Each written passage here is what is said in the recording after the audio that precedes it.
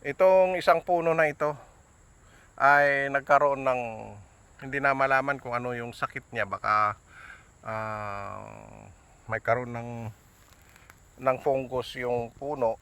At ito nagkaroon ng fungus. At ito yung sinasabi ko, pag nabalatan ang puno ng lansones, ayan, ay masisira. Nagkaroon na nga ng mga ano dito. Ito yung Ganoderma yata tawag dyan, na mushroom. Yan. Tapos, ayan bumunga siya. Madami sana. Makikita naman ninyo. Ayan oh. Ayan sana yung mga bunga. Ang problema, madami sana ang bunga yan. Ang problema ay mamamatay na yata itong puno na ito. Pero kung pwede naming isalba, sasalba namin. Susubukan namin gamutin dito sa puno. Ayan. Meron naman kami nakahanda ron.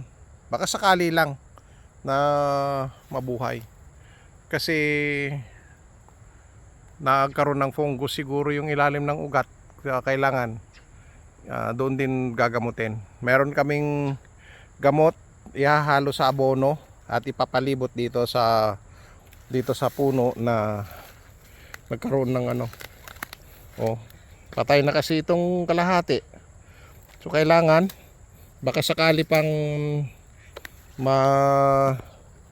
masalba namin itong iba, ay susubukan namin. Pero pagka hindi na, ay puputulin na namin ito. Kasi ayan nagkakaroon na ng natutuklap na.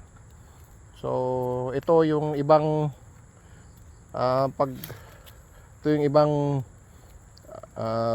nagiging sakit ng lansones na kailangan sugpuin para hindi maubos. Yan Ganoderma ito yung mushroom ng kahoy. Ginagawa nilang gamot yan dati. So hanggang dito lang muna. At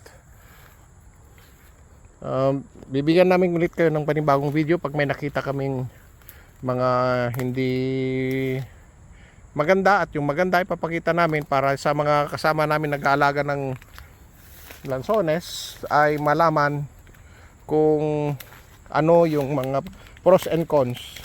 Ngayon ito palatandaan nito na gusto nang magbunga ang lansones, nagbabalat na siya. May mga siguro in 1 month or 2 months time may lalabas ng mga yung suloy ng bulaklak. Pinakamatagal na siguro hanggang Mayo.